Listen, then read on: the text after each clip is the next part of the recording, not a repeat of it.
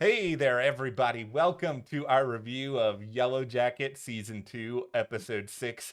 I know they made us wait a really, really long time for all of it. Like the worst cliffhanger possible, by the way. The thing that's supposed to happen right away. It's like, oh, you got an extra week tacked onto it. So you see Shauna give birth and everything that comes in the aftermath of that. This was a tough episode. I mean, everybody put on your hard hats for this video.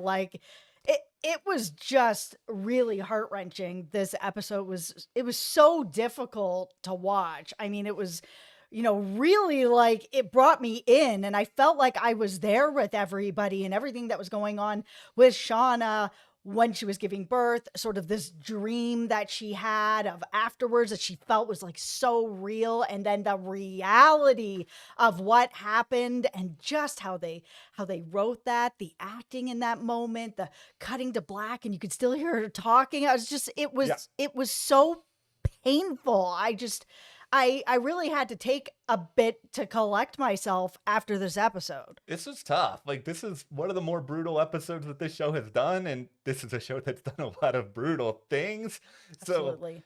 I mean, there's a lot to get into there. I do have one pretty substantial beef with the episode that we'll get into at some point. But, before we do go any further here, if you guys did not know, earlier this week, Jess and I launched a Patreon for the channel. And Mhm. that is a way where if you guys want to support us more, you can check out the link in the description. It will take you over to our exclusive Patreon page. We have a number of different tiers there that you can select that offer a wide array of different benefits, including voting on polls, getting your name at the end of these videos, exclusive videos where, we'll Mhm. still be here with our reviews of Yellowjackets, but there's extra content over there that is Patreon exclusive, including a discussion about who is the Antler Queen. That is a lot of fun. So if you head over to that link in the description, you can check all that out. And we really appreciate anyone who wants to support us through that. It really means a lot. It absolutely does. And thank you to everyone who's already joined our Patreon over there. There's been a lot of really fun discussions going on over there already. Like Matt said, we have another Yellow Jackets video over there. We have a Ted Lasso Yeah. video over there. We have a Survivor video over there. And there's another a Blacklist video over there. So thank you to everyone. Okay, we need to just start with Shauna and the birth, because this Oh, really man. dominated a big chunk of this episode. And I think, for over a year now, basically, we have all sort of been wondering what happens to this baby. Are they still around in the present? Mhm. Is there some sort of crazy, shocking thing that happens out there?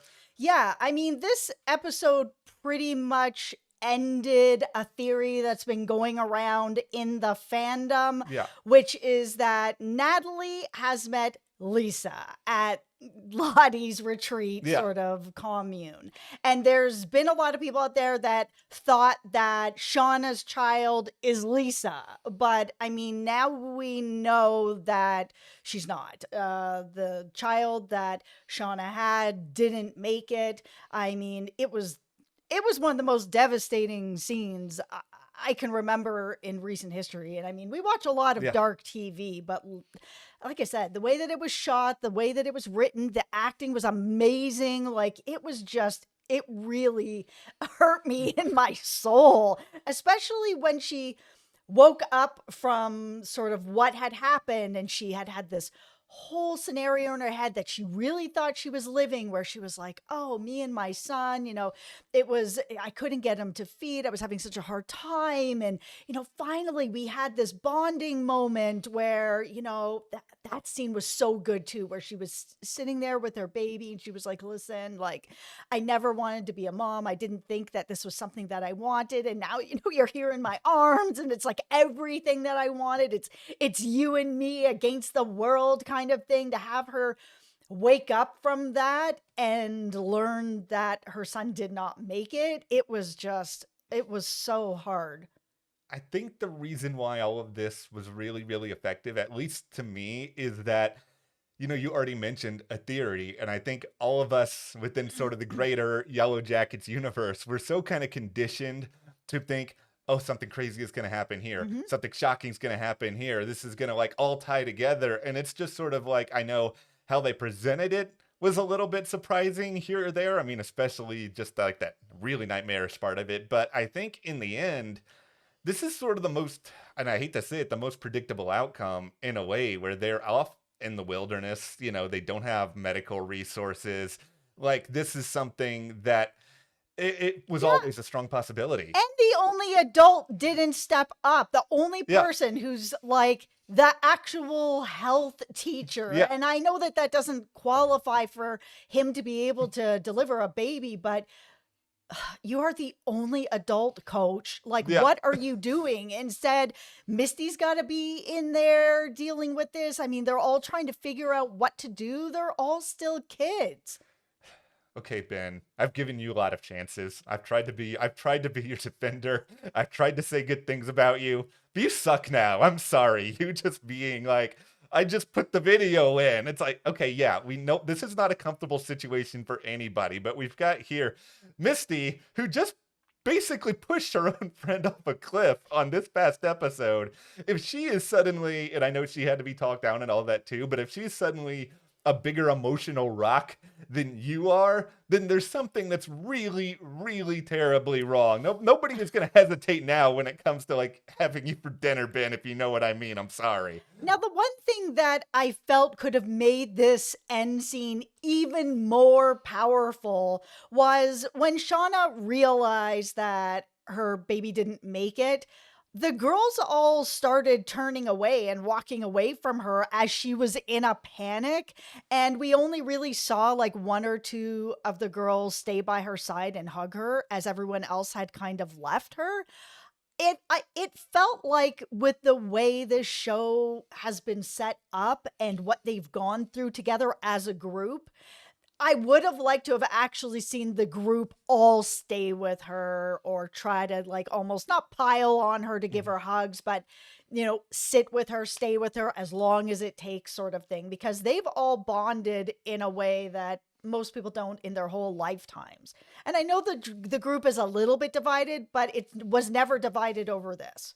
Yeah, it kind of felt to me like a situation where a lot of them were like, I don't really know what to do, so I'm just gonna walk away. And like, I know, but like, sure, oh my goodness, one of the people that I've been here with all this time, we ate another person together. Yeah, I That it's know. like she just lost her baby that we were all here for, and she's in pain, and you're going to be like,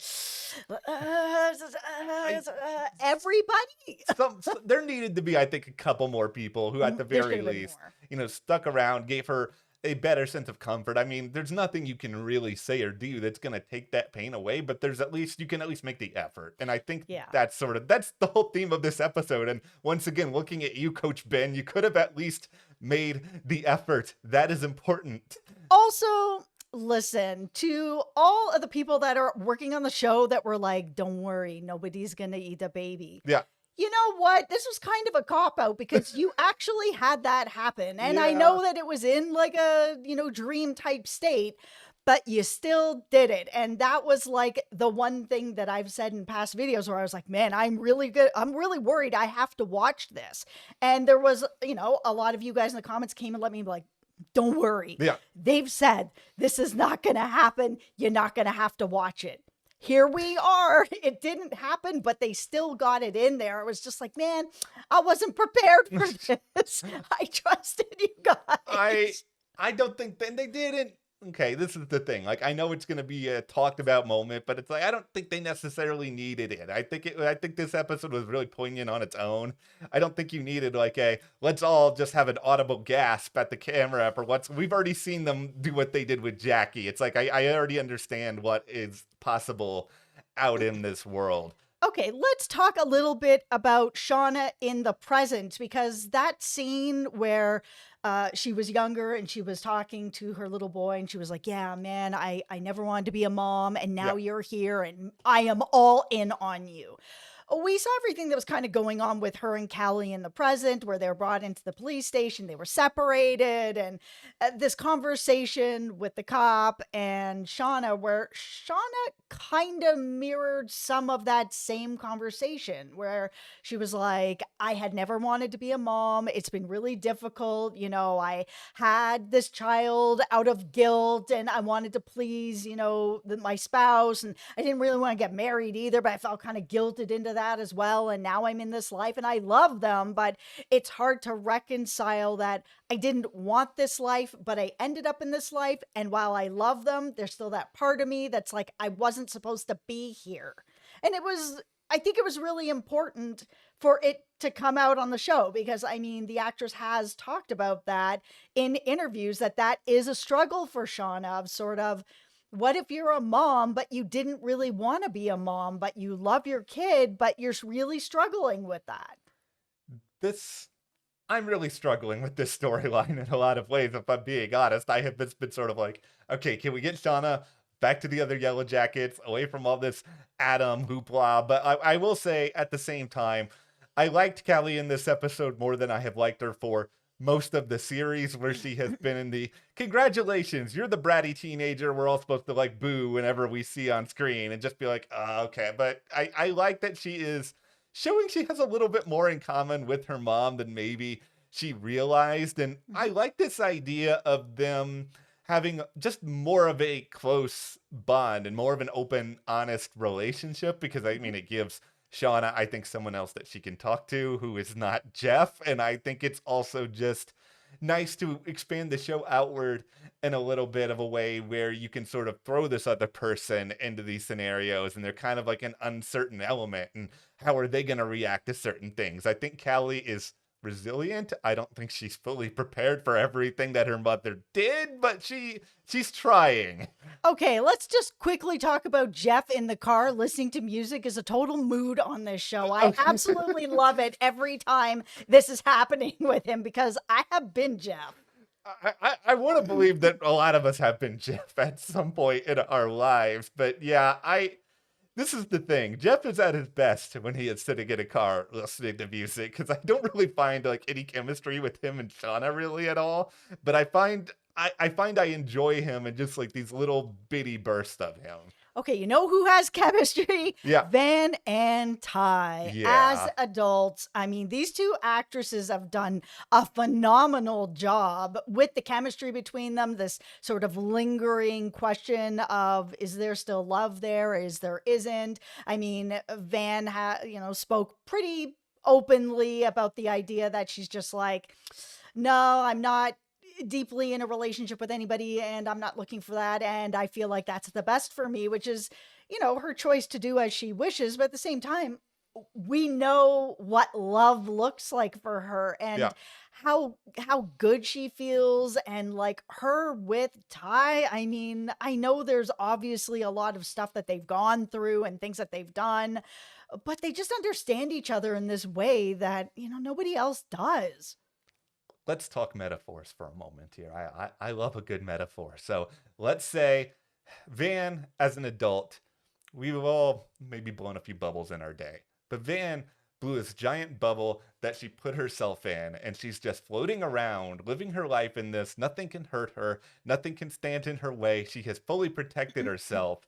And Ty, in these last couple of episodes, has sort of just shown up with this little needle that's just, she's like waiting to pop this bubble at any given moment. And I think this is my interpretation of everything, is that once we get to this big reunion and she sees Lottie there and she sees everybody else, Ty just like goes, boop, and then like just the look on her face in that moment, I was just like, oh no, I have no idea what's going to happen to this character now, which is both exciting and terrifying at the same time. Yeah, because we've seen in the past where Van is really drawn to Lottie in a lot of ways. I'm not saying as a relationship, but spiritually, there's something about Lottie, and Lottie's even going through that in this episode where she's talking to this faceless therapist where I'm just kind of like, why aren't we seeing that person? I don't know if it's just like they didn't want to cut away from the actress playing Lottie because she's just giving everything in this scene. But then I was like, who is this therapist? I don't know if it's because they're just not showing me who it is, but they're asking these questions like they know what happened. And that's my tinfoil Yeah. hat theory. There's something really weird about this therapist because they're acting like they know what happened. They're kind of pushing Lottie into this headspace that she doesn't want to be in and that she'd been really denying for a long time. And it's not necessarily the worst or the healthiest headspace to be in, but she's now in this headspace where she's kind of like, I think that everything that really happened out there and that it's here now back with us. I mean, that pan up shot of her Yeah. walking across her own like compound and it's the shape of the symbol was chilling. I mean, Lottie is living this life, and the show really wants us to believe that she is the antler queen and that it really is just exactly what it looks like. Yeah, like it's either this is where we're going, or our Patreon video, we will dive into this a little bit more. But Mm, I do I think, got some theories yeah, of why it's not her. I think there's a lot to get into with that. I think that to me, this whole scene, this reunion scene, it represents, I think, in a lot of ways, the point of no return because I was just really transfixed on Lottie in this whole thing to the point where I didn't even pick up on the symbol at first because I was just so transfixed on Lottie. And I forgive me if I mispronounce your name, but I believe Simone Kessel is the actress who plays older Lottie, but that she just did such a great job.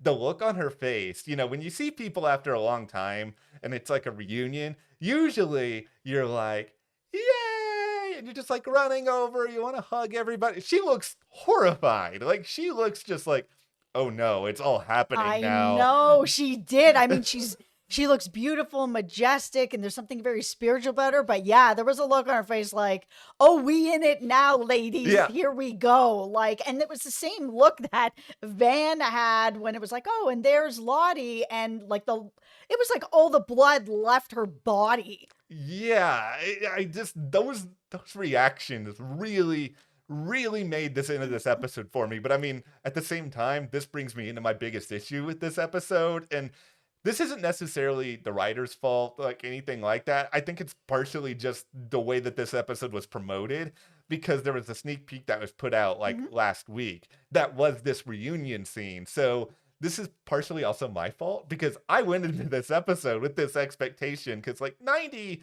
to 95% of the time, the sneak peeks you see for an episode in advance are like from the first half of it because they Mhm. want to, not spoil what's coming up at the end. So I went into this episode thinking that this reunion came out pretty early and then we would get to see a lot of the aftermath of it. This was almost at the very end. And so it's just like, I don't get to see anything else. So it's just like this. I've basically been waiting another week already. And now you guys didn't give me anything else. And I'm annoyed. Okay, well, we shouldn't be surprised because when they had told everybody that Adult Van was going to be coming back, and then I know. the pictures for that episode were basically 3 pictures or 4 pictures of the only little bit we got of her at the end of the episode. I know. This is why I take some of the blame for this. I did this to myself. It's just I wanted a lot more of them to the point where, and it's no offense to either the Misty or the Natalie storylines, but it was just like when I was watching them, I was just giving, okay, let's just get to the reunion. I know it's coming. Look, it's Taissa and Van in the car. Oh yeah, they still have some chemistry. There's still possibly something there, but it's like, okay, let's just get to the reunion. I just want to get to the reunion. Yeah, like we saw Misty join Lottie and everyone to get further in there to be able to really get to Natalie. And I mean, that story's fine. Yeah. It's good because I want to see Misty back with I want the group back together. And, we got that at the end of the episode. But I really like the Natalie story. At the beginning of the season, I was like, where are they going with this? Like, why is she still hanging around, Lottie's place and everything that's going on? That relationship with Lisa, it is so good. And it gets really deep into Natalie's character because this is the first time we've really seen her open up where she is talking to Lisa and it's just like, listen, we did some really bad things out there because we had to survive. Maybe.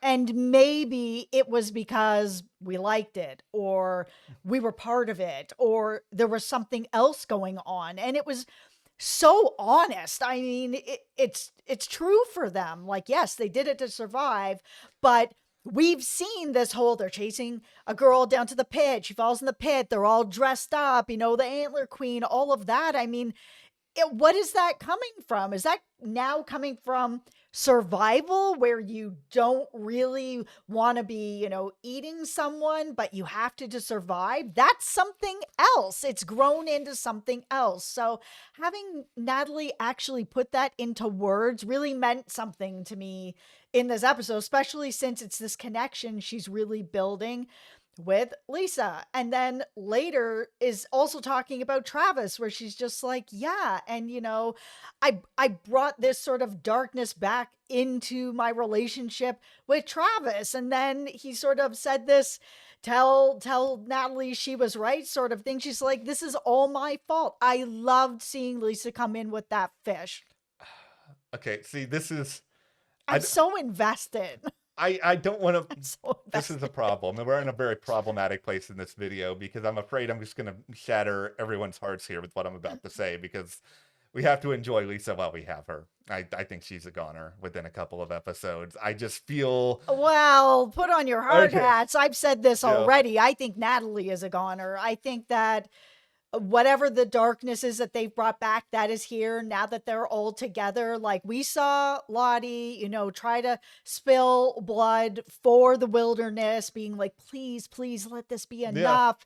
And she knows that it's not. And I mean, Ty said something similar as well, where her second self was kind of like, we're not supposed to be here. That it's almost like a Final Destination for all of you watch those movies a million years ago, where it's like, oh, you escaped death? Nah, we here for you. We're still coming for you. And I think that this show takes big risks and huge swings, which is why I think we're all so in love with this show, because it's surprising. And I think they're going to take Natalie. I think they do take very big swings, and I think the question is, how big of a swing do you take? Like, Natalie is a huge, really bold swing, like a major character. And Lisa's been an important character this season. I've seen Nicole Maines ever since Supergirl, so it's been cool to have her on the show. But it's sort of like I just worry anytime you are like a recurring player on a show, and they're sort of like, who can we kill that doesn't kill off a longtime character that makes it seem important? I think Natalie, and I'm not trying to say that Natalie needs to die, but she is the character whose death I think would rock the show and this world more for sure. I just don't think they're going to end up killing off Lisa because she's not one of their survivors. Like, we lost Travis the first season in the present. I think we're going to continue to lose survivors. This is either going to be awesome or a total disaster prediction. Because this is the thing. We've already talked a little bit about Shauna's story. But this is where whatever happens with Shauna is going to be very important to the end of the season. I'm calling this now. There's going to be an unexpected outcome of this case with Adam that's going to tie back to everything else, that's going to expose the Yellowjackets, I think, publicly in a way that they have not been in a very, very long time. And if this show does not do this, I am going to go cry into a paper bag, and I am going to be extremely sad, because otherwise, why are we spending all this time on this? I agree. It has to be like when they came back, and before they come back, they were like, oh, we're not going to talk to anybody about what happened ever. And now some of the women are starting to get a little more into a headspace where they need to talk to somebody. I mean, they're coming back from so much trauma that how they've continued on the way that they have without talking to anybody is just wild to me. I mean, and now we're seeing Natalie and Lisa kind of opening up a bit. Lottie's talking to this faceless therapist that's asking kind of all the right questions conveniently. It needs to come out in a very public way that shines a light on them where they just cannot get out of it. There's so much good stuff hopefully to come this season. We still have a lot of questions about obviously the Antler Queen, but JAVI, everything else that's going on in the past, where all this is going. So stick around, hit that subscribe button, check out our Patreon, as we mentioned earlier, for our discussion about the Antler Queen. That's a lot of fun. Thank you guys for watching, and we'll see you here next time.